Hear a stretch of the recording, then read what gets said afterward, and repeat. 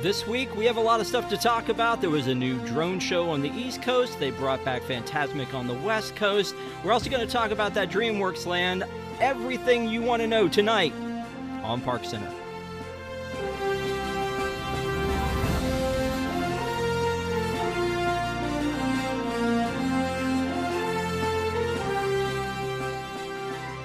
Welcome to ParksCenter for May 26, 2024. I'm your host, Rob Whiteside. Thank you guys so much for being with us on your Memorial Day weekend, and we appreciate you. If you have not already, please subscribe to WDWNT TV for more great content. And, of course, give us a thumbs up as it helps people to find us. And we have put together, again, quite a panel for you guys, starting with Stephanie. What up, party people? Why'd you say party? Shannon? Hello, everyone. And back again, Mr. Pete Carney is frozen. There he is. Seabotco, everyone. I am here. I'm ready to go. It said the host disconnected me, so I thought Rob actually just as a joke threw me off the call. But I'm happy I'm allowed back in. Here I am. So great to see everyone. Well, we appreciate it. Thank you guys for being with us on your Memorial Day weekend, and thank you for everyone who's watching. We appreciate you. First thing we got to start off with is a little bit of sad news. Richard Sherman. I put Richard Sherman M passes, but I meant Richard M. Sherman passes. You get the idea. I wanted to make sure nobody was confusing this with the cornerback from the Seattle Seahawks. So, it's a thing. But again, a life well lived.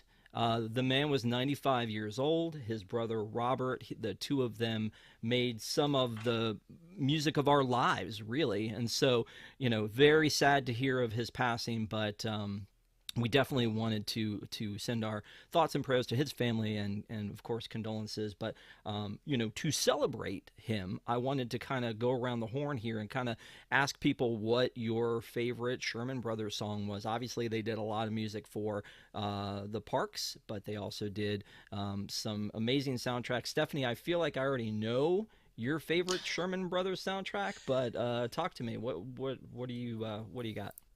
You might be surprised. I mean, they really just composed the soundtrack of our lives, of our childhood, of our memories, right?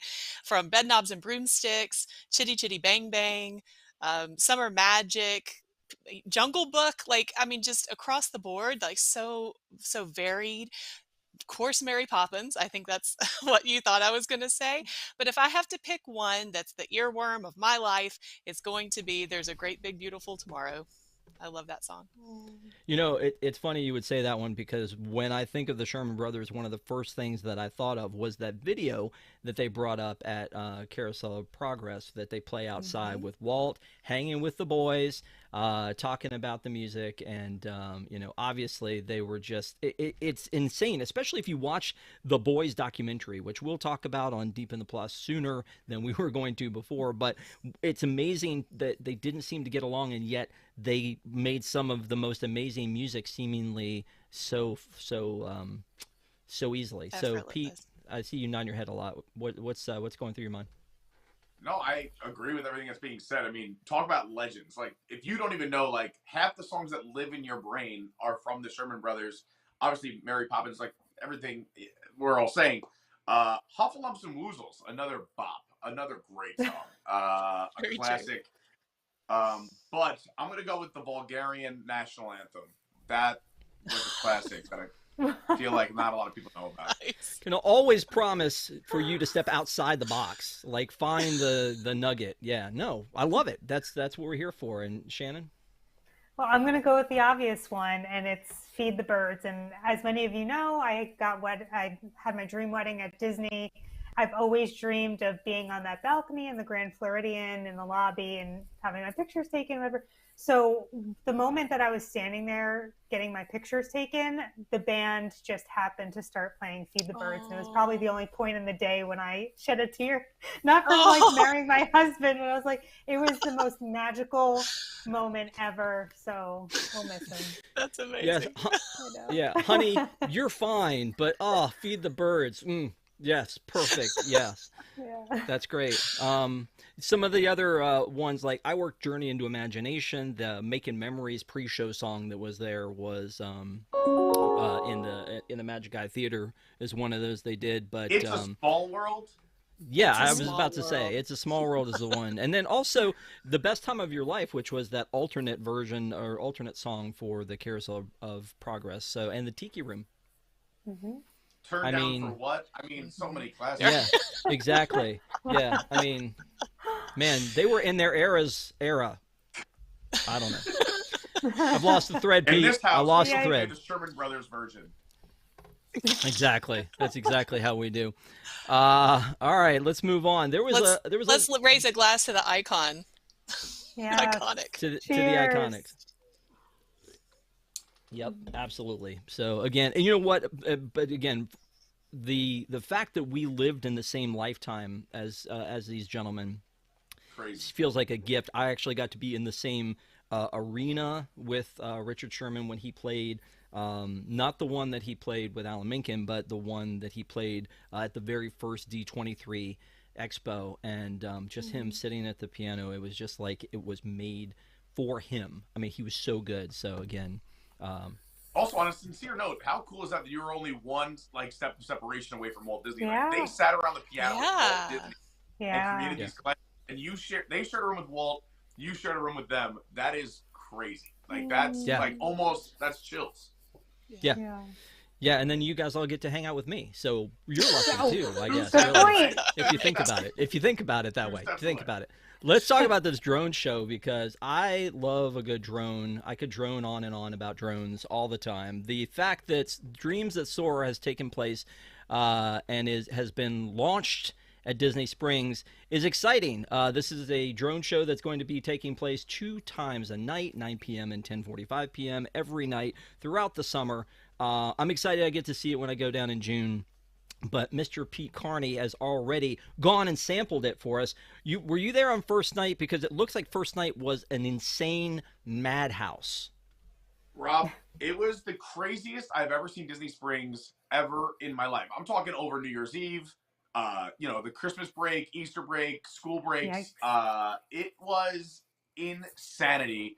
I got there an hour early, which I know a lot of people don't believe, but it's true. They had all the garages already closed. Typhoon Lagoon, I believe, was already like an overflow. I did a turnaround at Typhoon and had to wait 5 light rotations to get out of there. I ended up having to go park at Saratoga Springs because I had friends staying there. And by the time I got around to the West End, so for those who don't know, the only area that they play the music and that's ideal to view it is between the Aerophile, the hot air balloon, and basically Cirque du Soleil or House of Blues, that west side, the West End. So if you're not there, you're going to get a different view and you kind of have to like listen a little harder for the music. That area was already closed for capacity. I've never seen more people or cars. Even just to get 4 miles when I was leaving took about 45 minutes. It was bonkers, but it is an amazing show. I like it. It is only here for the summer. They're doing it every night, 2 shows a night, I believe 9 and 10:45. And it is beautiful. Original music, massive production. You're talking, I believe it's around 800 drones. These in the air over 200 feet, like height wise. Like you're talking the Death like the Death Star is like bigger than Spaceship Earth. It's crazy. I will say though, I went and watched it because it was so crowded on the West End that I didn't know that you had to be standing there. And I went and we watched it there too afterwards. But I watched it from the dock at the boathouse. And there, it's funny because you only get the profile and you don't get a lot of the music unless you're listening hard. So anything that's more, everything looks 360, but it's really 180. So if it's flat, like the Peter Pan sequence or the tower, the clock tower, that just looks like a line of drones like this. But anything that's circular, like you're seeing on the screen now, like Coco, Baymax, and all the other bigger productions, you see just the 90-degree profile of it. It was interesting. It was a cool view. I love this. I love that they're doing 2 shows tonight. I think everyone will get a good chance to see it. A lot of hype in the first weekend. It's also Memorial Day weekend here. A lot of locals, a lot of people coming down for the long weekend. I think starting Tuesday, you'll have plenty of amazing viewing spots and not have to fight a crowd as hard. Rob, you're muted. And the music's great. I mean, beautiful. The whole show's great. Give me more everything. All right, cool. Shannon, I know you're going down soon. Are you excited about this now, or more excited since you heard Pete's comments, or less, or Yeah. you ready to fight to get your spots, or I think You you know should probably show what? up tomorrow. I think I'm in a positive mood tonight. When we first talked about this on ParksCenter, I said, no one asked for more crowds in Disney Springs. Like, I couldn't really wrap my head around why they decided to do this there. But I have to say, when we transitioned from Downtown Disney to Disney Springs, and when they redid World of Disney, I felt like Disney Springs lost some of the Disney charm. So I'll give them that. I like the fact that they're throwing more Disney in Disney Springs. So I'll take it. I'll see it. Looks cute. Although I wish they had music elsewhere. Kind of stinks. It's just over there. The lighting and the backlighting from Saratoga, so there's backlighting from Saratoga as well, and the lighting on the trees. All of that looks so much better, again, if you're between that Aerophile and the west side. But again, and also for everyone who can stay a little bit later, the second show, much less crowded every single night than the 9 o'clock. Not a lot of people are staying for the 10:45 because the kids, or they're finishing dinner, they want to watch and get home, and they're starting their next day. You got to wake up at 6 in the morning to do, all your lines and your boarding groups. So the second show is always available. And again, I think after this weekend, it'll be smaller crowds. But it's a beautiful show. And I love that you're being positive tonight, Shannon, for the record. Yeah. Sorry, I'm done. Thanks. I'll take it. I mean, yeah, it looked like that there was also a problem not only with the people who were there all day, but the people who were coming for the 10:45 while the 9 p.m. people were leaving. It's only a 10-minute show, so you would think that there would have been enough time for people to leave before the next one. But I'm sure they'll get it worked out. But I'm excited to see it in person too. So appreciate you talking about that, Pete. Let's move on to Fantasmic is back. Man, so here's the thing is I'm happy that it's back. I'm excited. Disneyland's Fantasmic has always been my favorite version. The only thing that it lacks over the one in Florida is the fact that you can have seating in the one in Florida, and it's out of the way. In the one in Disneyland, it's right there. It's on the water, and it's a madhouse getting through there, getting a spot. It is quite the chore. It sounds like Disney Springs actually the other night. But this one has always been my favorite for several reasons. One is I think you get a better view being close. The second one is that the sailing ship Columbia being a part of it has been great. But the big deal Also was weather. always Murphy. I don't want to jump in here, but I went to Disneyland twice for 3 nights each time. And all 6 nights that I was there in different years, weather had shut it down, which was a little unfortunate. That's So I never what got we to do. see it in Disneyland. And I feel like that's a thing where, like, here, like, I guess we're built for hurricanes, and there they're like, there's a breeze. We're not going to do it. Yeah. Sorry. So for I was those just putting out there as another reason besides fighting crowds is weather. But no, dude, jump in anytime. Why not? So that's it. I jumped in. I'm going to jump back out. April 23rd, I believe it was, 2023. We all know where we were when the Maleficent dragon caught fire. The irony is I was actually at Fantasmic, just the other one. I was actually at the one in Florida when I read the article about the one in California going up in flames. And so they closed it in April of 2023, and they just opened it now. They just reopened it this past Friday for the first time, and it's been over a year. You would think that they would rebuild that dragon, make a bunch of other big changes to it, but no, what we have... So again, I love this version. Shannon, being positive, love this version. I absolutely love that it's back because it's something else to do, especially in a park that doesn't have its Splash Mountain / Tiana right now. It doesn't have its Haunted Mansion right now. There's something else to do again. That's great.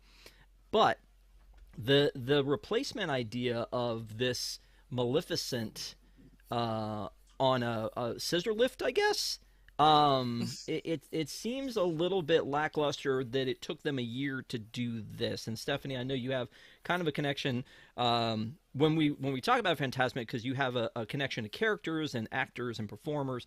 What are your thoughts? Yeah, so in Fantasmic at Disney World, I watched in November and we were in B mode. Something happened to the dragon there and it wasn't able to go off. And so you had Maleficent and she rose and she grew, but she never transformed. And so you really do lose something, unfortunately. I, I, of course, the people that I was with have never seen it, so they thought it was amazing anyway. But you know what it is, and you've seen it, and you think, oh my goodness, if only you could have seen it in A mode.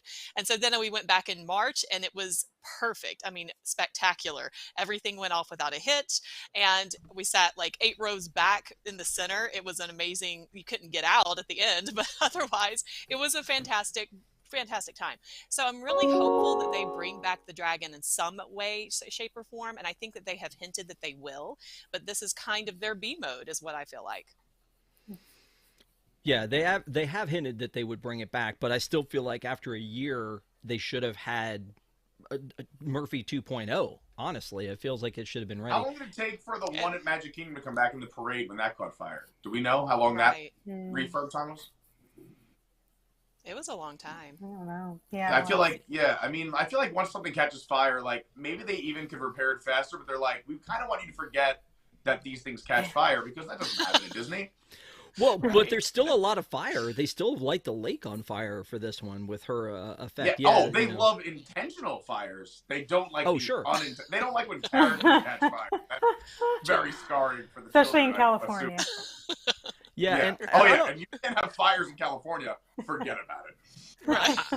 I don't know about this other thing here. Is that they swapped out the Jack Sparrow for Peter Pan, which apparently Peter Pan was on the sailing ship Columbia, and then they did the Pirates, which I always thought was amazing. Seeing the Pirates, a lot less think I ever saw Peter to catch fire. See, you're always thinking, man. You're always thinking. I appreciate that about you. We're going to take a break from these folks. Give Pete a moment, a beat. We're going to take a break from these folks, and we're going to talk a little bit of Universal with our good friend and the Universal correspondent, Annie. If she's there, I feel like she's frozen. She might be asleep. I don't know. Okay. She's not okay. While we're waiting for Annie to come back, let's talk a little bit about DreamWorks Land with you, Pete, because I know that you went to DreamWorks Land and you've already gotten in, and it doesn't officially open until I think June 4th, but you've already been in there and taken a look around. Tell us a little bit about your experience. Yeah, it was awesome. I got to go during a friends and family preview earlier last week. Tons of fun. Honestly, I think it's a great kids area. I like it a lot better than what was there. It's neat. Again, for those who are thinking this is like a major new land, if you're an adult, I mean, this is literally meant for families. But I will say, I love the thought behind everything. The children play area is a lot of fun. The Shrek we really enjoyed. The frogs that you step on the lily pads were fun. The Kung Fu Panda area in the back was great. But honestly, my favorite part was the show. The show was fantastic. They use modern day songs, and they do a fun storytelling element to tie all the movies together. I won't spoil anything. And I honestly really enjoyed it. And again, because we went during friends and family, they actually had a hiccup in the show where they had to stop about 6 or 7 minutes in, and they just shut it down, scratch everything, strike it, and then start again. And they were really neat. The actors did a great job having some fun with the crowd. We're like, because the story is about finding your imagination and coming back to where you loved these movies in that time of your life. And he's like, I feel like I haven't been here in like 60 seconds. It was just very neat. It was a lot of fun. We live streamed it, but it was a really neat experience. And I think, again, honestly, the show, air conditioning, a kids land, and there's Annie. So Annie's the expert. I'm gonna kick it over to Annie because honestly, I'm just so happy she's here. And while she's here, I'm gonna start blowing my nose. So wow. At least when I was frozen, it wasn't me blowing my nose. So I was doing it in solidarity. I totally missed everything you said. I'm sure you said nice things. I have not said nice things about the land, so I'm going to try to be a little gentler today. But you don't have to. You don't have to be gentle about it. You can say honest. What's on your mind with it. Honestly, yeah, exactly. I think that's refreshing. I think it's bad. I think it's good enough, and that's what. Do you kind think it's of better the than what it was? I think. I'm not saying that Fievel and Curious George were what should have stayed there. I'm just saying that when you looked at the Fievel Playland and how detailed it was, this Shrek Swamp is pathetic. And same thing with like the Ball Factory. When you look at the Ball Factory, it looks like someone's garage with a screen in it now. And it's just like, I know everyone keeps yelling at me because the kids love it. The kids love it. But like, I mean, but if this was for you, would you be happy with these cutouts? Like if Velocicoaster had an entrance that was like a cutout of some raptors or like a cutout of the Jurassic Arch, and it was, you know, cheap looking like Dreamworks Land? No, people would be upset. But because it's not aimed at adults, the adults aren't mad that it sucks. I mean, I am. Seems like everyone else is okay with it, you know, and I don't want good enough to become the standard. No, that's fair. I mean, they are building a whole nother theme park. If they're going to spend the money, everybody says, put it in Epic. Everyone says that, and that's an excuse. That's an excuse because. No, I agree. I mean, like, yeah, if you're gonna, but I mean, look at every theme park, right? Like, how many things were budget cut out of every land at Walt Disney World ever from the first concept art? Look at Toy Story Land. Look at Animal Kingdom. We never got Beastly Kingdom. Like, things always get budget cut. And for me, if you're gonna budget cut in a family or kids land, at least the kids are still having fun and enjoying it, and they're not as upset with a few cutouts. At least we still got a live show. At least we have shade, some unique food items, and obviously kids just want to run around and play in that play area. It's a swamp. The slide farts. It's funny. I feel like my nieces and nephews will love it. I think if you would have put Toy Story Land concept art next to this concept art and say who did it better at the end of the day, Universal, honestly, I think did a better job even with a few cutouts and screens than the first day of Toy Story Land at Disney's Hollywood Studios. Okay, fair. In my opinion. But I still think that it's not right that everyone's just like, oh yeah, this is good enough. Like we're just letting them get away with good enough. And for them to try to be like, oh, Universal's gonna beat Disney. Well, this ain't it. This isn't how you beat Disney. Okay, that's not it. This is not it. And on top of that, I'm going to bring up Minion Land. You know, that grand open in August, and 8 months later, they finished the mural. But wait, they finished the mural, and the dog doesn't fit in the circle. But it's good enough, and that's the problem. I never said it's good enough. I will agree with you there for sure. So, my goodness, I have a problem with good enough. All right. Well, let me. Think it's a very valid point. Yeah. Let me ask you though. The Shrexel. I know that Pete mentioned that too. $13 almost, $13 for a pretzel. And it's not good. The cheese was terrible. The pretzel. The cheese terrible. The pretzel was good. Okay. I don't think I'd rather go to Annie Ann's. I don't know. My guy was like, "Hey, you got a good time to buy it. We just brought these out. I like the glaze they put on it, the salt, and also the price point is awful. But if people are willing to pay, then I guess it's the right. Again, this is like we talk about this with Disney prices all the time. And prices to enter the park. If people are going to show up and pay it, why not do it? Like, everyone's going to want a Shrexel. Like, it's so charge whatever you want. And then my dumb, broke-ass... I mean, can we say the donkey's other informal name? My dumb, broke donkey behind bought the $13 pretzel. But the pretzel, we shared it among 3 people. The hot dog is cheaper, okay? Because it's people are buying it for the gimmick of... you know, oh, it's Shrek. 100%. It's not because it's a good pretzel. And that's the thing is, like, that hot dog is good. But nobody's walking up to the stand going, oh, my goodness, this beautiful hot dog. It's just a hot dog. But, like, the Shrexel, that's the selling point, which I'm okay with. Like, I'm not complaining about it because I have been saying that all Universal has to do is make small themed things and people will spend stupid money. Like, you already have blue and red slushes. If you had a cup that had Jaws on it and you just filled mostly blue and a little bit of red slush that you already sell on top, you could have a crazy price on it. Look at blue and green milk at Batu. Is that we're paying all this money for chalk tasting beverages? It's terrible. But people love the blue and green milk. Sorry. What? I do like them. You were the first person ever. Like, the tequila maybe makes it okay, like 1% better. Oh God. Sorry. I have bad taste. Wow. That's why I hated Dreamworks Land. I'm sorry. Curious George, Fievel, Barney, that was a work of art. But how about that new ET sign? Oh, that flat sign. Yeah, the bathrooms look better than the stroller parking sign and the bathrooms Great water pressure.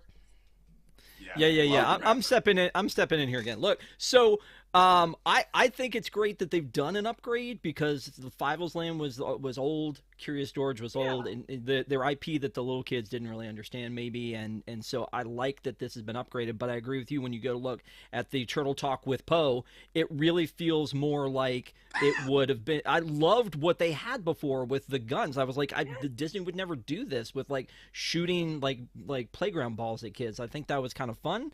But again, I mean, I agree with you that some of it looks like they just cleared it out, put a new coat of paint on it, and they're good to go. But also agree with Pete that, you know, for kids and for families, there's just not enough at Universal. And so the idea that this is open again and there's stuff to do. I wish there were more splash pads, not just the one or two. Because kids love that kind of stuff. And then the, you know, again, to Pete's point, the farting slides. Pete, was that your favorite part? The farting slides? Everyone. It was just nice because after the Shrexel, you can blame it on the slide. All right, let's move on. Watch out, everyone. Watch out. You're gonna want to hit that farting slide after that cheese. All right, let's move on a second. So, Halloween Horror Nights, Annie. Last week was a big week for Halloween Horror Nights. They announced 6 new original houses. I need to know how you feel about that because I feel like last year or in the past it's been 5 original and 5 IP. Does this mean we're only getting 4 IP this year? Yeah, I think something fell through. I think something didn't work out, which is why I think they hold the announcements. You know, they want to make sure that everything gets through the process. But 6 originals is really surprising. I know one of them is Slaughter Cinema 2, so a lot of people are hyped because they loved Slaughter Cinema, the original. The other ones I think are all new like concepts. So it's weird because I know IPs are the ones that sell the tickets to the event usually, like people that hook of that movie or, you know, whatever. But the original houses are always better. So as much as I don't have the hype of like, I can't connect to any of these, you know, original storylines yet, I know that these are going to be great. Okay. And so out of the 6, is there one that you're the most excited about? And is that the one? I'm excited about Major Sweets. Major Sweets Candy Factory. Okay, so that's another one that's returning as well. There was a Scare Zone, Sweet Revenge Scare Zone 2 years ago, and I loved the Scare Zone. I love Major Sweets. That character was amazing. I love the whole story and the lore behind it and everything. It tied in with the tribute store. It was just fantastic. So to see them expanding on this and taking this is the one that I am most excited for. I can't wait. I hope there is Major Sweets merchandise because I will buy it all. That's the one I'm really excited for. Yeah, I like the original houses, and I like last year. I guess it was all the Scare Zones were related back to Oddfellow.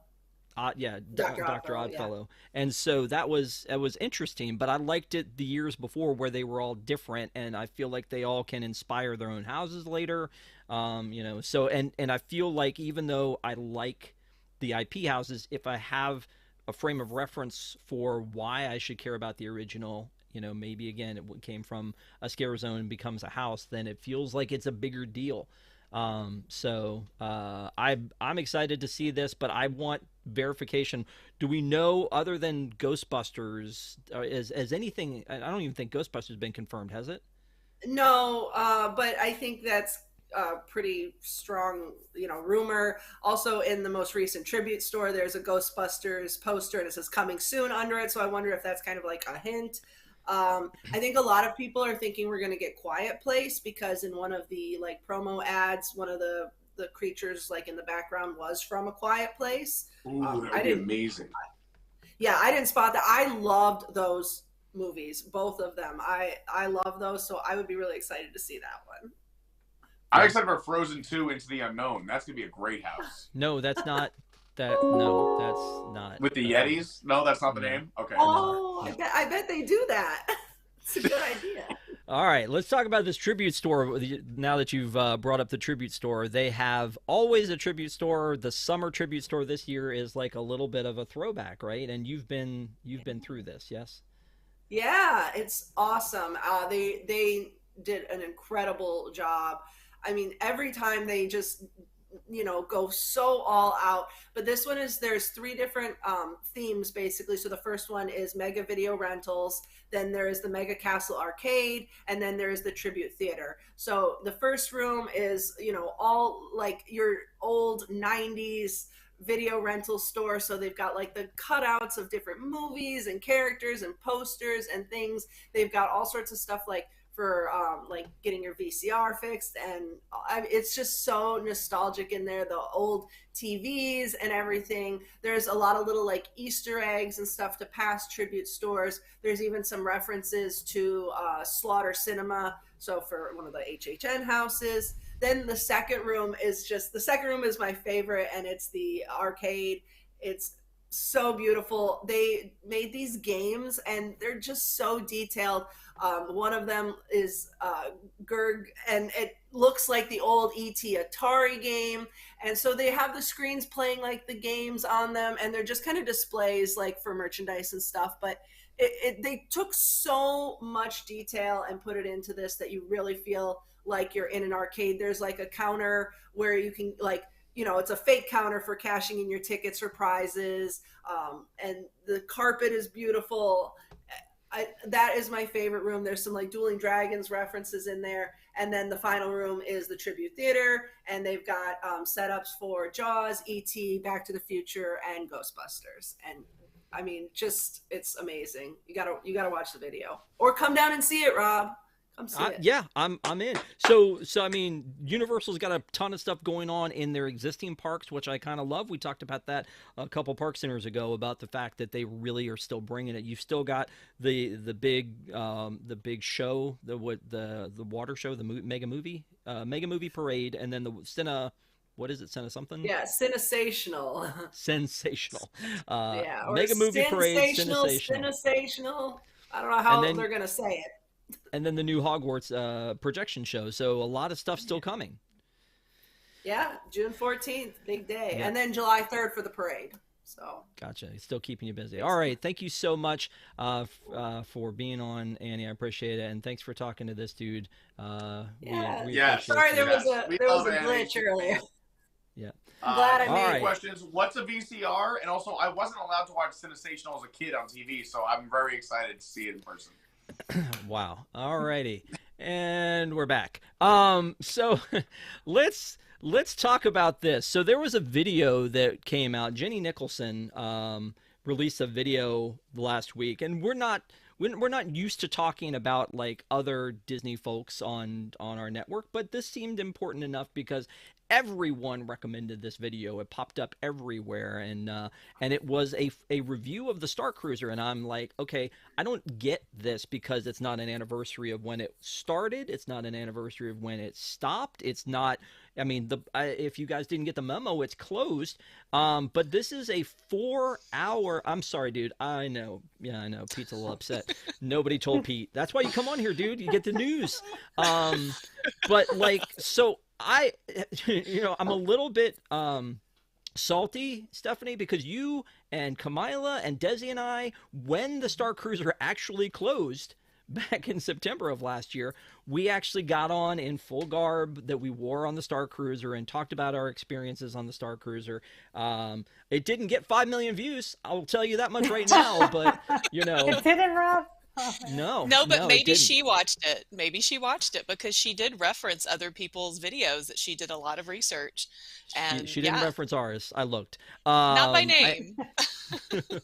So honestly, when I watched this thing at first, and it's really well done in the fact that it is 20 different points that she puts together, from the beginning concepts of the leaked rumors of the Star Cruiser to the end of how she, why she thinks it failed, etc.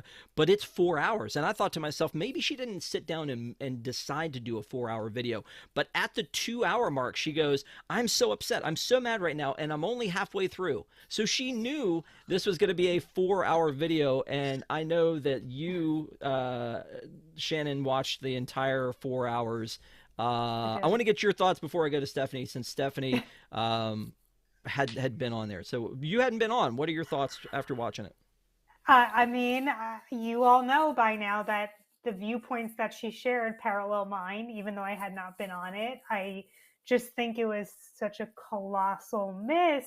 And I think, from a business standpoint, it always boggled my mind that anyone gave the green light for this project. And what a good business does, especially when you do a riskier project, is you do a very thorough retrospective on what happened, what went wrong, and so you can learn your lessons going forward.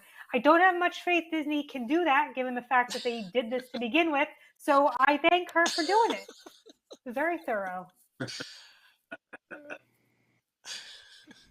So I understand. But I will say though, there was one point that I felt attacked when she said, "Well, if you spent the money on it, you don't want to look dumb, so you're gonna tell everybody you had a good time." Well, I did spend the money on it, and I don't feel like I have to tell people that. And again, you can go back and watch our episode. When this is over, I'll make sure to tag it in here. Maybe we'll get 1 million views. No, it's not gonna happen. But I feel like we did a good job covering it from beginning to end. But I think ours was a little bit more of a positive spin. Stephanie, what are your thoughts? Yeah, so, she's absolutely right. What she said is correct. I'm not going to say anything that she said is not correct. And she broke it down very specifically. And she went from the very beginning and to the very end. And how did the concept art and all of this come about? And she did an excellent job. If you have 4 hours, sit down and watch it. It's a long watch, but it's good to get the history and good to get her thoughts on it. What I really think is that she had a bad experience for a number of different reasons that she details in the video, including the tech did not work correctly for her. She got a very poor seat while sitting in the theater, the dinner show, if you will. And I think if she had had a better experiences with those two things, then she would have given a different spin on that. And ultimately she said, is it worth it? Like, that's her part 20 or whatever at the very end. Is it worth it? And ultimately what I would say, Rob, is I would say it was worth it for my family. And yes, we did get one of the 2-bedroom suites, and that was she details how much money we spent on that. Okay. And that was true. But I will tell you, we went in December. No. Well, we went in December and it was 40% capacity. 40. So, I mean, when we were all together at the end for that finale, it was not jam-packed. And we did get to have individualized experiences. And it felt like, yes, it felt like Chewie was talking to us. And my daughters got to move the rocks with the Force in the atrium area or the what was it called? I can't remember now. The area with the plants by themselves. We were the only ones in there. So what I'm telling you is, yes, we spent a lot of money on that, but if it had been at max capacity, it would not, to me, have been worth it, obviously, but because we had an individualized experience, it was. I will tell you though that when I went, it was at max capacity because I was always thinking, and we talk about like, and again, we're going over on this, but I feel like we need to. The Star Cruiser experience, yes, she broke it down. It was like $2 per minute, and it's like, okay, then when you go to Victoria and Albert's, it's how much per bite. Like, it's not about that. It's about the entire experience and you having that experience. And so I didn't want to spend all that money from the beginning. I was waiting, I think a lot of us were, for the prices to drop. And then as they started putting out those discounts, they almost immediately ended the whole thing. And so I never got to do the discounted version, but I fought hard, and actually Kamila fought hard for me to get on the Star Cruiser, and I had an amazing time, a once in a lifetime opportunity. I'm glad I went.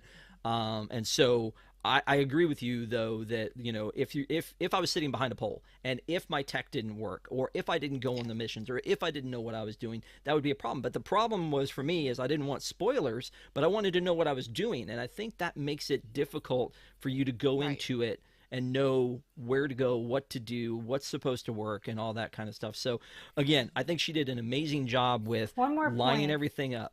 Hold on a second. From lining up everything from the marketing, which I agree was atrocious, but I also don't know how you fix that, because you can't give away everything, but you have to tell people what they're doing and with their money. So that one was a thing. And then at the end, when she talked about all of this stuff was originally designed to go into Galaxy's Edge, that part really resonated with me and made me angry about Galaxy's Edge, because it should be more than it is. And they took all that stuff, and as in her terms, they put it behind a paywall. And so, yes, I think that was very explanatory right there, because people understand that term, right? Although when she said things, she was in this outfit, so that did kind of take away a little bit Is about that real that life? one. Yeah, she changed costumes between like every other point, and she actually had a Porg costume for this. Honestly, one, a great strategy to maintain views. Good for her. Yeah. No. I mean, I again, will say though, too, I never got to go, but I will say the big difference from like that experience and everything else is that you can't complain when you know in advance what you're paying. It's not like you show up there like it's $100 to ride the Star Cruiser, but then this experience is $500, that experience is $1,000, that experience is $800. Like you know what you're paying in advance, and then once you're there, it's now your responsibility. And this is how I feel about going to Disney, and what I tell people about. This is why I always say like use the Disney travel agent or talk to people and plan, because you can't do it all at Disney and you can't do it all in the Star Cruiser. Is you have to have a plan and you have to talk or at least figure out what you're going to do. Don't complain you didn't get to do things at Disney if you just showed up without planning. It's kind of your own fault. I don't mean that in a negative way. It's just there's so much to do and see. You have to figure out what you like and what is best for your family and your experience. And you know what you're paying before you get there. This was not a surprise where you get on board and they're like, hey, oh, if you want to see the lightsaber battle, that's going to be $400. Like, you already paid. You know what you're paying. Yep. So that's my only, I guess, response to what everyone's saying here. And I'm waiting for Desi to type in the chat because I'm going to represent Desi. But okay, cool. Let's go to Shannon while you're waiting to represent. About the rain. Hold on. It's something you have to expect in Florida. No, the only thing I was tying into what you kind of said, Rob, was I like how she brought it together with the other aspects of the company and how this was kind of like the big eye-opening moment for everyone where you had the magic bands and now you have to pay for. Now you have to pay for Magical Express. That's not even Magical Express anymore. We lost Fast Pass. All these things are now these little upcharges and we've all been painfully doing it. But this was the big, like, yeah, you're gonna pay for everything. Yes. Yeah, nickel and dime you, Spirit Airlines, as she said. Yeah, yes. No, and that's true. But again, to what Pete was talking about, you get that at Disney too. And so I've talked to people that go to Disney World and think it's all going to be Six Flags roller coasters, and they get there and they're like, there was like 3 roller coasters, I hated it. And you're like, you didn't go in with, like, you weren't understanding what it was you were going to. Or somebody that went and told me that, like, hey, I just spent 2 hours in a line for my kid to spend 20 seconds with a college student dressed like Rapunzel. Oh. And I was like, okay, you don't get it. Like, and I understand that people don't get it, and maybe it's not for everybody. But to Pete's point, like, if you know the expectation, happy Rapunzel's going back to college. Yeah. That's exciting. Yeah. It's a new Disney Plus series. We'll be talking about it soon. But no, I honestly agree with you. Like, I think that if you know the expectations of here's how much I'm going to pay, you go there, you get the experience you're expecting. I wasn't expecting it to be as good as it was. The one thing I would disagree with her. Just add one more thing as Desi. You know, she complained about Disney cutting entertainment, magic bands, and not being free, fast passes not being free. But none of those complaints are applicable to the Star Cruiser, and that's a good point. That goes back to research, and we complained about those things way before the Star Cruiser was even like a thing. So, like, we knew as soon as those things were cut, we complained about those things here and on many shows for about a year. So, if you missed any of that, go back and watch a year of ParksCenter. That's very true. The one thing I disagree with her on, Rob, is that she said that it's, you know, she used the phrase immersion. Like, everybody would say this word immersion all the time. She's like, before Walt even knew the word, you know, which was funny. But she said that's what a theme park is, right? You're supposed to have this immersive experience. And I disagree with that, because we were just at Silver Dollar City, which has been named one of the best theme parks in the U.S. for a number of years. And that's up in Branson. And yeah, it's very well themed, but I didn't wear my overalls and get my, you know, stuff and jog on down the road and things like that. Yeehaw. I didn't do that because I'm not immersing myself in that, you know, in that 1900s, middle of America. How dare you? I wish you did. Yeah. By the way, I've been holding on to this super chat. So, Shannon. Get it? All right. So, Jungle Cruiser, our good friend Jungle Cruiser said, I had my best Disney moment. Lived his Disney story. and had and got to spend time with Allie watching the fireworks from Galaxy's Edge. The new droid was awesome. Allie did a great job. Cool. So, yes, I'm glad you. So glad when people get to hang out with, when we get to hang out with the folks who watch the show all the time. So I'm glad that you got to have that experience. Hanging out with Allie is a pretty cool experience. I will not lie that she's awesome. So. So let's talk about that robot. There is a new robot that has been added. Speaking of Galaxy's Edge and falling a little short, I don't know what Pete's doing down there, so let's do this. Bard, the new Bard droid arrives at Star Wars Galaxy's Edge at Disneyland for the Fire of the Rising Moons fireworks. So for those of you that don't know, Disneyland has fireworks, and to Pete's point, once or twice a week, depending on the weather, there'll be fireworks. But they have rethemed the fireworks for the Season of the Force to be able to enjoy them from Galaxy's Edge in a whole new way. And now they've added this Bard droid to the festivities. So I don't know, Stephanie, does this make a more kinetic vibe for the land with the living characters like we've talked about? I mean, if he moved like Pete, sure, just kind of sits there and jumps up and down. Okay, all right, that's fine. Pete, thoughts on this with your, Pete has gone ahead and put his smart guy glasses on here, so. Yes, I wanted to look more intelligent for the segment because I humbly will pass my time. I like new things, but I don't have an informed opinion on this. So I would love to hear what Shannon has to say. Well, you know what? Pre-show, Shannon opted out of this one, so we're going to go ahead. Yeah, exactly. So let's just talk about bears then. Everybody likes bears, right? I'm saving all my time for the other topics. I talk way too long about other things. That's fine. That's fine.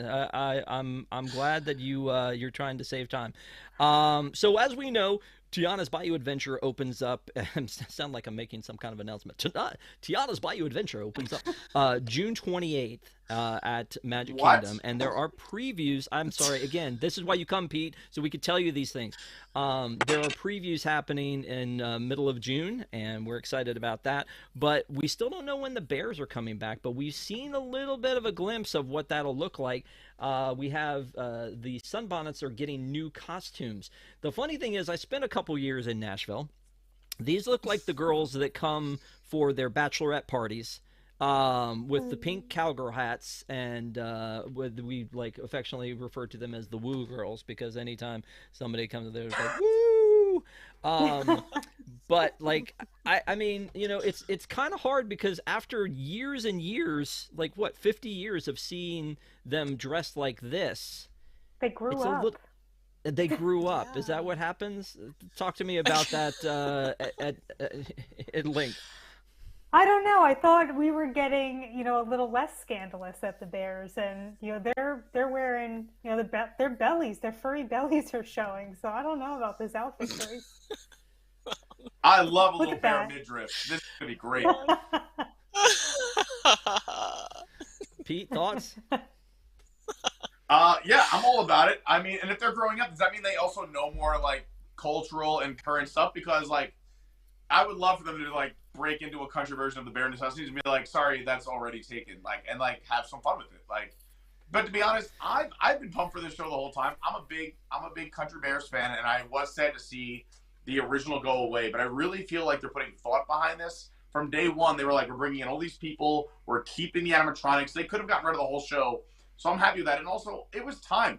If you sat on the right side of that theater, all you heard was clickety-clack the entire time. So, I mean, if they were either going to buy a bottle of WD-40 or reimagine the entire experience. And I know what? I'm happy with the second option. This is great.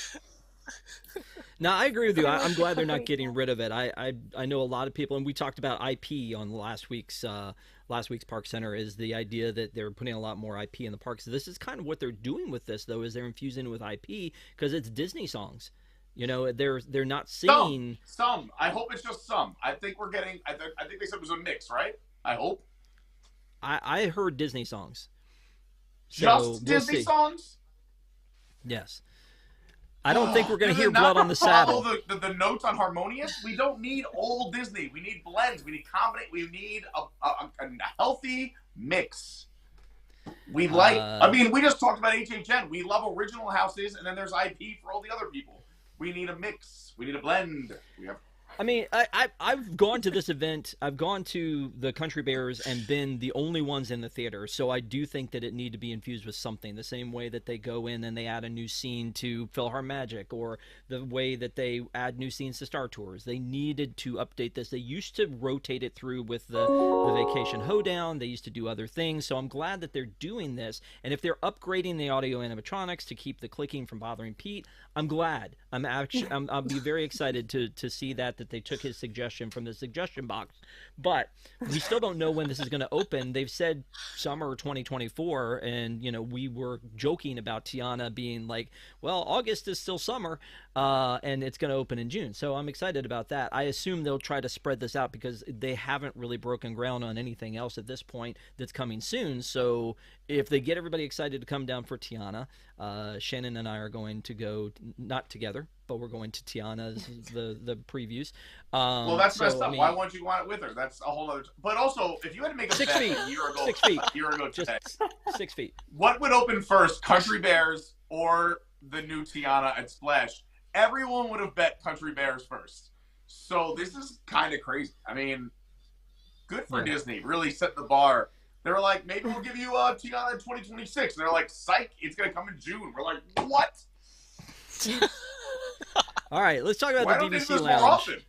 Let's talk about the DVC Lounge, because I have DVC. One of the reasons that I bought from Disney was because at the time they had just launched this DVC Lounge at the Imagination Pavilion up above where ImageWorks used to be, and that was part of it. There was like, hey, there's a lounge, there's a place to hang out, and that's cool. So forever they've been saying, okay, we're going to keep this another year. We're going to keep it another year. So it's not been promised to us to always be there. There's also been the rumor that they're going to build a DVC member lounge in the Magic Kingdom where the shooting gallery is, which is interesting. But the one at Epcot is going to be temporarily closing, and I'm glad to hear temporarily closing, which means it's coming back. And Stephanie, I'm gonna throw this one to you. But what I think is kind of cool is that they're not getting rid of it. They're moving to another space, and it seems like a genius move because they're moving it to the Odyssey during the time when there actually isn't going to be a festival. So I'm kind of excited to almost get to see sort of a new lounge for a minute. Yeah, I like the Odyssey location too, right? Because it's kind of in between, and it's a nice little breezeway there that you can walk. And I always like to walk through the Odyssey if it's open, so I can cut through the air conditioning. But yeah, I think that that's a great location. I really like the current location. I just feel like you have to go out of your way to get there, but it's a nice reprieve from the heat and from the parks and everything, and it's quiet. I think that they needed like refurbishing the carpet and the chairs and everything needed to be refurbished. So it's good that they're doing that. Yeah, but also there's not a lot of space up there, so you get into I have to wait. You have a party of 4, we'll see you in 2 hours. Right. Like what a perk. What a great member perk. It's like, can we please get in? I think that's going to be another. Doesn't that make that more exclusive? And like, you kind of have to know what you're doing. Like, if I want to go to Trader Sam's at, let's say, 8 p.m., I know to put my name on the list at 5:30. Like, if you know you want to go there for like a 12 o'clock, why not swing by at 10 a.m. and be like, we have a party of 8. And they're like, it's going to be 2 hours. You're like, oh, no, not 2 hours. Exactly what you want to do. Like, this comes down to planning. This is. I mean, honestly, let me make a reservation then. I mean, or that's another thing. Is fill the slots. That's a great idea. Yeah. It's not like they don't have the technology, and it's not like My Disney Experience is the greatest app of all time. It is. It totally is. You should just ask Jenny Nicholson. She will tell you it is the greatest app that has ever existed, ever. However, it's never not worked. Yeah. Okay. Well, we'll move. Like, again, I like the lounge. I like it as a perk. The last time I was there, they actually like assigned us a seat, which I thought was kind of weird. They did that to us too in March. Yeah. Yeah, so that was like, okay, we can't just sit wherever we want to. It was almost like they pulled out menus and go, is a high top okay for you? Okay, great. Right. But also, let's assigning go. to a seat means that means there's multiple open seats. For us, when we get there, they're like, Yes. there's only 4 seats available. You're taking those 4. Right. Exactly. I don't know, man. I just know that that's what went down. But I hope what they do when they refurbish this, and maybe they won't, is to make it permanent and to go in and use all the space that is upstairs that used to be part of the ImageWorks. Because when you get upstairs to where the lounge is, it's only a portion, and a very small portion of what used to be the ImageWorks. There's a lot more. I don't know what they're doing with that space. Maybe that's what they're doing, is that enough DVC people complain and they're charging all this money, is that they say, hey, we got to put more people up here. We can't upset the people that are willing to drop, $20,000 and pay all these dues every year. Let's go give them some more space. Like, let's blow out a wall. It's not that much to do, like, especially at Disney. I think it's a great point by you. Thank you. Aw. Let's talk about this, because when I saw this come across, okay, I mean, technically, like, if I'm being honest, technically this is not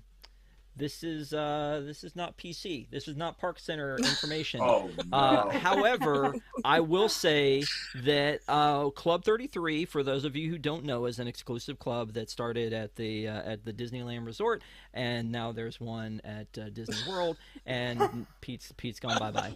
But Remember. they're making a movie about club. Oh, he's dressing up. Just kidding, he is a member. Oh, yes. I love that. That is very Club 33.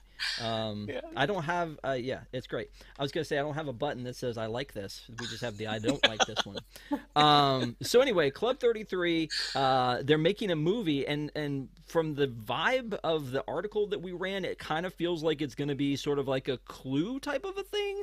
Like I guess a murder mystery whodunit. And if I'm spending Club 33 cash, I certainly want to think in the back of my head there could be murders happening. That's certainly what I'd want to think. Stephanie, did you see this article? Would you go see a Club 33 movie? If it's good, absolutely. If it's like, do you ever watch Clue? I mean, who was it? Who was good. Tim Curry. So Tim Curry. Thank you. Yes, if we could bring that back, absolutely, that would be great. I don't know, maybe they'll throw in some sea references or something. I know this is not Adventureland, but maybe it has some kind of the secret clubs. Like maybe it has some kind of a feel like that. I don't know. It depends on the story. Yeah. Shannon? Would you go see a Club 33 movie? I gotta see the previews. Gotta see the previews. Yeah. Okay. Pete is all dressed up again. Would you go see a Club 33 movie? I'm just worried about the ticket prices. Like, what is it going to cost to see this movie? Got him. Because Yeah. that's honestly what I'm worried about. I mean, we love Clue. Laura and I, one of our favorite movies. We've seen it 100 times. But if I got to drop a pretty penny and I'm on a 6-year waiting list to see this movie, I might wait till it's on Disney Plus. Yeah. Well, what you do is you pay about $10,000 to start to see the movie, and then you have to All right, pay. so far it's affordable. Go on. Yeah, then you have to pay about $4,000 to $5,000 a year to make sure that you can see it again. Can I take don't pictures know. It's inside fun. the theater? No. No? Never. Okay. No. Might have to wait for Disney Plus. Might have to No, wait. please respect well- the wishes of the other guests. Please respect their privacy. Let's move on and talk about this. We have 2 of these this week. We do a little bit here on ParksCenter that we call, and I've got to get it. It's right here. It came from the parks. Because every week on the WDWNT.com, you should check it out. We post some articles, and it could be something about a health scare or a fight or somebody done somebody wrong, like the grandma grabbed Goofy last week that we talked about. So this week I have 2 stories to choose from. I'm going to show them to the panel, and then each panelist gets to decide which of these stories they would like to talk about. So let's take a look at this week's options, shall we? There are only 2, so pay close attention, kids. The first one, and again, the longer the title, usually the better the story. Mother slugs daughter in the face during family fight over Genie Plus ride reservations at Disney's Hollywood Studios. That's number 1. Brain injury on Typhoon Lagoon slide prompts lawsuit. Again, the title is everything. So I'm going to start with, I know Pete's not sure what he's going to do, so we'll go to Pete last. We'll start with Stephanie. Which one of these do you want to talk about? I'm going to take Typhoon Lagoon for 20, Okay, Alex. good. So I think whenever she's going down the slide, so if you read the article, our wonderful reporters, they do a very good job, and very detailed, and they do describe that in the lawsuit. They talk about her riding a raft and somewhere along the way hitting her head against the slide and going unconscious. But then the reporter does make mention that there is no actual raft on this slide. So I'm not sure the discrepancy there. Like, was she riding on a raft when she's not supposed to? Was she taking an inner tube down a slide that's not meant for an inner tube? I'm not really sure. Or did they, say that wrong in the lawsuit, which I would think would not be, incorrect. But then it does say at the end that there were no lifeguards at hand, and that I think is the big key. I'm not a lawyer, but a medical minute here. Time is of the essence whenever you're talking about people drowning, and really for any medical emergency, to be honest with you, to call 911. So if anyone is available with a cell phone, they need to do it immediately, get an AED that's involved if need be. But to me, it sounds like she was if she were unconscious coming down the slide, and you can drown in just a few inches or feet of water even. And so maybe that's what was happening, and she sustained an anoxic brain injury because of that inhalation of water. And they should have had somebody that was absolutely watching the end of the slide. And I'm not sure what is going to come of this lawsuit, but I think that it's good if they have more eyes everywhere. If you go to Great Wolf Lodge, those guys, they have like 2 lifeguards per pool area, and they're constantly scanning, and they do this little line cutting thing when they look through and see how many people they go up and down. You see their heads bobbing up and down, and they're looking at all the different people in the pool. So I think that they definitely have a better presence there. Absolutely. And we definitely need to get you a medical minute graphic, so we'll work on that one. But I love that in our article too, we talk about like, hey, remember that Disney was dealing with a lawsuit about a painful wedgie. See, that one was much more fun than brain injury, I think. So exactly. Shannon, which one do you like here? I was actually going to pick the same one, although I think Stephanie summed it up pretty well. But the thing that goes through my head is, anywhere you go in the parks and even in the water parks, you go by the signs that it's like, you need to be free of high blood pressure, back, neck, heart problems, et cetera, you may die. And I just nod and go, okay, sounds like a good time. Like, how can you do a lawsuit when there are signs like that? I mean, we willingly do it all the time going on those rides. So, but the lifeguard thing is very surprising to me, because Disney, the lifeguards are pretty, obsessive, I would say. And there are usually lifeguards at the bottom of all those slides. So I don't know. The story doesn't add up to me.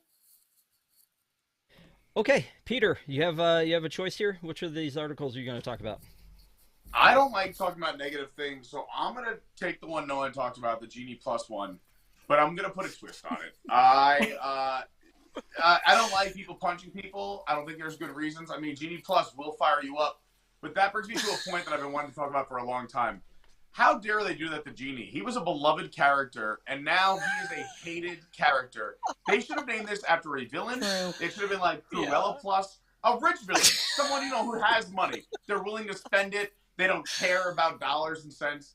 They should have called this Cruella Plus, because Genie's name is being dragged through the mud for the last 2 years. And honestly, Robin Williams is a gem. And I don't like that they're bringing down Genie, one of the greatest characters in the history of the Walt Disney World Company. So that is my take on That's from the Parks. Here. You know what's so funny about that is I literally sent that on Twitter, is that why do we have Stitch as the 404 on the website? Because again, why not a villain? Why not a villain? Because the last thing I want to see when I'm trying to get into a virtual queue is Stitch. Like, so like make it. What would be fun? Make it the Queen of Hearts. The old screensavers that fill the page with like pipes or whatever. If it was just Stitch TPing, and it's like, we can't find your page, and just toilet paper slowly filling your screen. Yeah. All right. I'm not imagining. What do I know? Dude, you know so much. I want to go. I want to go through the rest of this real quick. The Doug talking dog, the talking Doug from Pixar Fest in California. They're adding talking Doug. He showed up today, I think it was, at Disney's Animal Kingdom. This seems like something that should have been there all along, Pete. Why did it take them so long to figure out that Doug could talk? Because he only says like 18 things, right?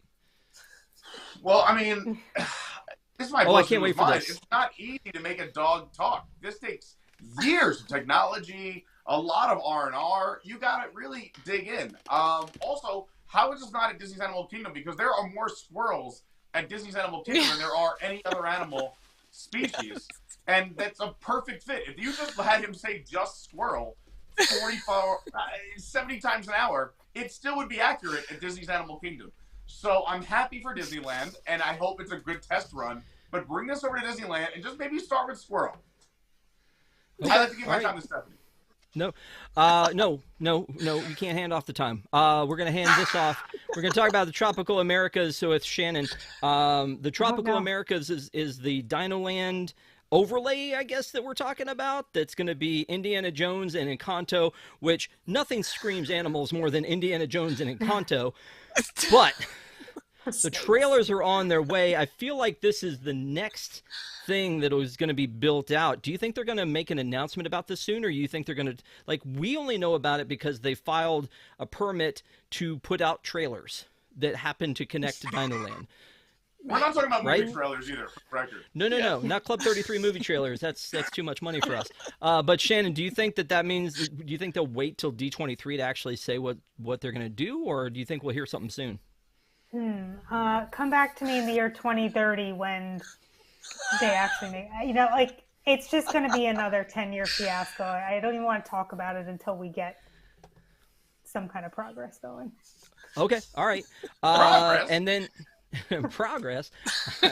No privacy at all. All right, and then let me end with this one with Stephanie. The H2O Glow food. Their H2O Glow, for those of you who don't know, is an after-hours party at Typhoon Lagoon.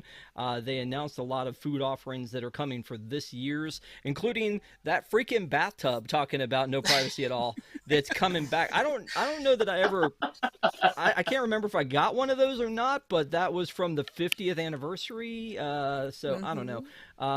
What do you think about all this? They had some leftover Uncle Orville stuff, huh? Yeah. So it's cute. I actually went to H2O Glow in August of last year, and this is what they give you whenever you first walk in. It's this like glow-in-the-dark Typhoon Lagoon. That's for your... Where am I going? Here we go. There you go. That's for your refillable drinks that are non-alcoholic, and you can get it all through the night. And what I would say about this is that go early, because we thought, okay, well, we could stay, maximize our time in the park, wait till the park closes, and then we could go, because this is open till midnight or 1 or whatever it is. And so we went around 10 o'clock. Well, everything is full by that time. All the slides have a 2-hour wait because, again, this is, a limited experience, but they're sold out. So it's like probably more people that were in the park than the day. And then Typhoon Lagoon is a water park, and it's not well lit.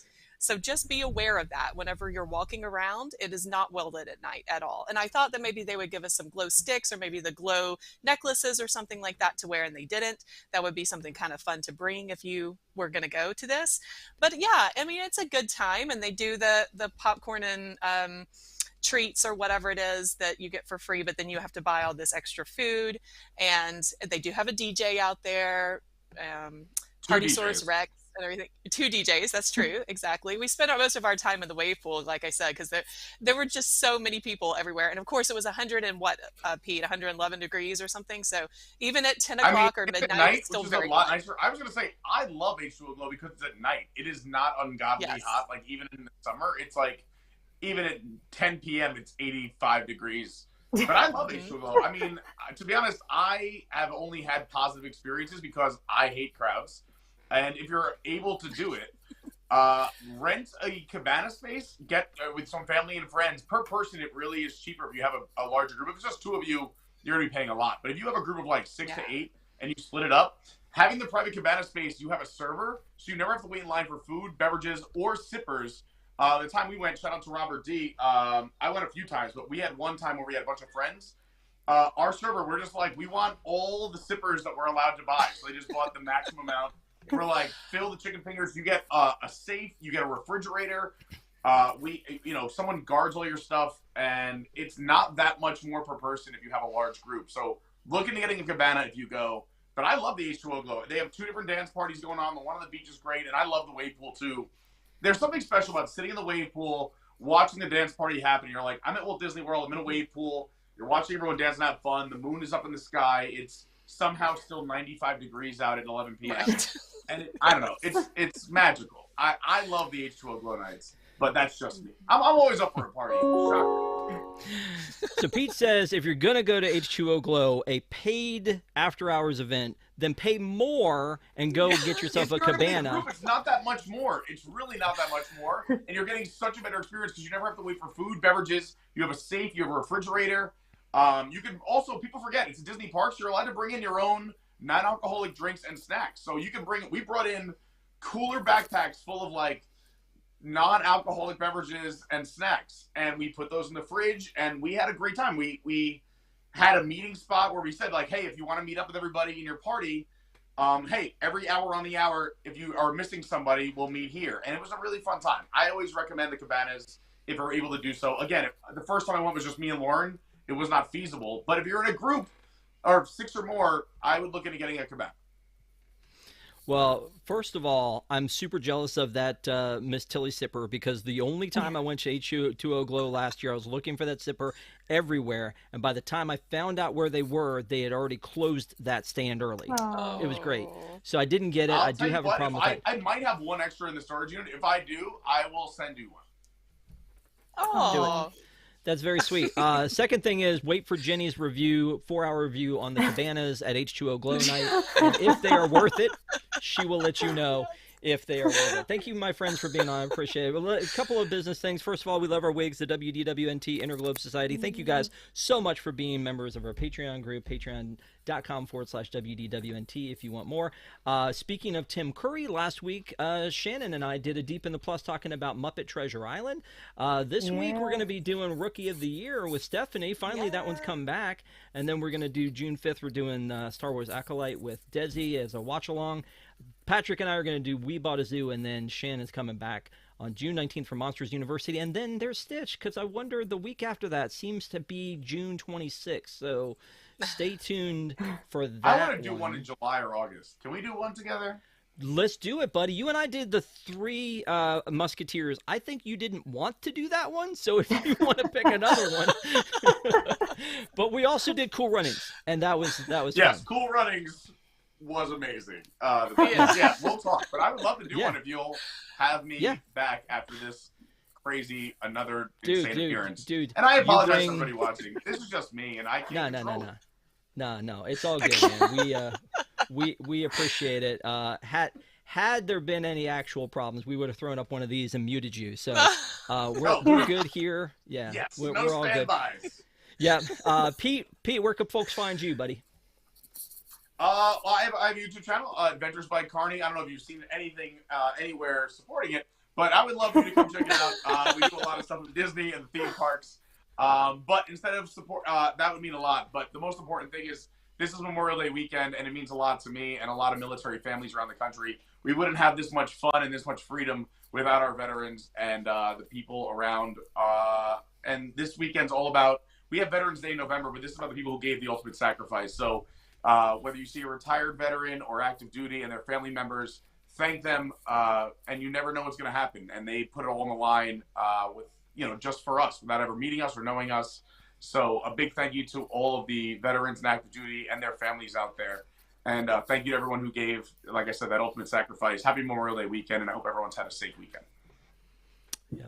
Absolutely. Here. Thank you guys so much for watching on your Memorial Day weekend. I know that everybody's, most people have tomorrow off. So the fact that you'd spend your Sunday night with us, we appreciate it. Almost, I almost feel weird about doing them on nights where we actually have like the next day off. But so thanks to everybody on here for making time out of your weekend for doing this. We do have a quick post show for those of you who are WIGS members. And we have, again, Deep in the Plus this Wednesday night. And then next Sunday night, we'll be back with another episode of ParksCenter. Thank you guys so much. Have a great week, and we will see you next time. Woo! Bye. I love from white side to side to side.